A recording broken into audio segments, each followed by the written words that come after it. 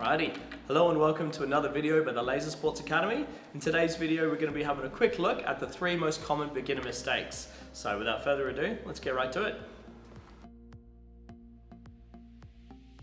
Alrighty, so the first and probably most common mistake that I see from beginner players is basically how often that they're just standing in the open. So an open space like this, for instance, there's a crazy amount of angles that can be shot from. Can be shot from there, can be shot from there, can be shot from there, can be shot from there, so on and so forth. So the general idea for laser tag is if you can be in a busy place and be active more often, you're going to have more opportunities to have like an impact on the game.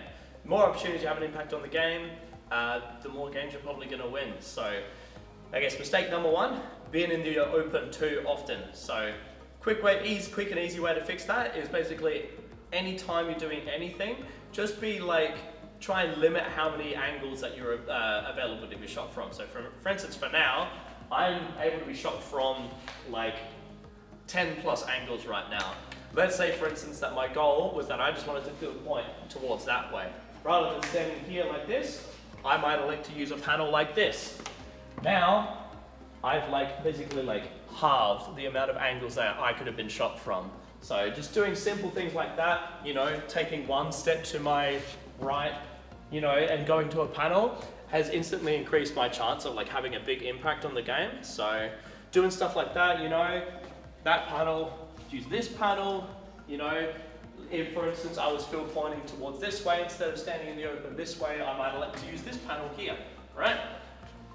Use panels more often, use cover more often, and you'll have more opportunities to get tags, and have a really big impact on the game. Alrighty, the second of our most common mistakes is trying to attack the bases from too far away.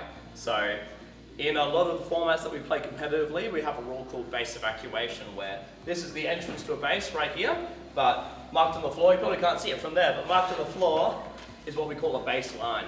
The rule is I'm not allowed within the base area unless I'm active, i.e. my lights are off. So if I've just been shot and my lights were off, I wouldn't be allowed in this area, right? So a big part of when you play competitively is the attack side. So obviously we've got the defense trying to protect our own base, but you have to be able to do both. When you're attacking, especially as a newer player, it is a good idea to try and stay relatively close to the baseline. So whether by your own means or the captain you've got in your team, your experienced player, does a really good job shooting all the defenders for you, you want to be close to that baseline so you can capitalize on that opportunity as soon as possible, right? But what we see happen very often is, let's say I'm the newer player, I'm trying to get into red base, I keep getting shot by the defender in there, I'm getting shot by someone over there, I'm getting shot by someone over there. It can get really stressful, but what we see very often, and I don't think they necessarily think about it, it's just a thing that happens, is they start to drift further and further away from the baseline until it gets to the point where they're too far away.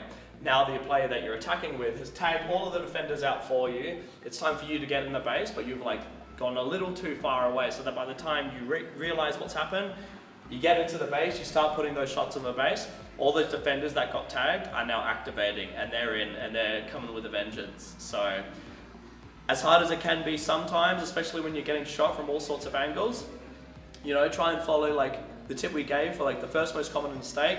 Try and be in as much cover as you can, but when you're attacking, you have to balance being close to the baseline as well. So yeah, that's beginner mistake number 2. On to the next one. Alrighty, on to the last of our most common mistakes is what I call holstering the phaser. So this is something that newer players typically do, especially when they're still adopting that traditional rifleman hold, because they're not at the point where they're ready to start using the different holds that we see in competitive play. They've got their rifleman hold, and what they'll do is they actually have it pointing towards the ground. Maybe they have gun experience, and so they've got very good respect for the weapon and gun discipline and all of that, and so they have it facing to the ground. But in laser tag, you really want to have that thing pointed in the direction that you're going at all times. Because let's say I come around this corner here and someone appears there I have to go from being like holstered, draw it, fire, in the time that if they are doing what would be the right thing, the correct thing in laser tag, where they already have it facing towards me, all they have to do is pull the trigger. So I'm gonna lose out in that scenario like 100% of the time. So yeah, removing the whole, like the time it takes to holster, like bring it from a holstered state to a drawn state, it will have like a massive impact on how many tags you can get in a game. So the way I think about it is I always have the phaser facing the direction that I'm going, right? No matter what I'm doing, it's always facing the direction I'm looking and the way I'm going.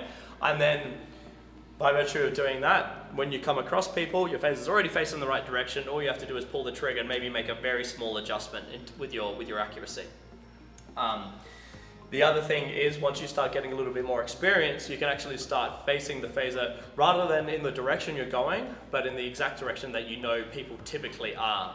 That's a little bit more of an advanced thing, but that's just taking it that one step further. But in general, most common mistake number 3, holster in the phaser. You guys will want to have that facing in the direction you're going, and you'll get like so many more tags that way, trust me.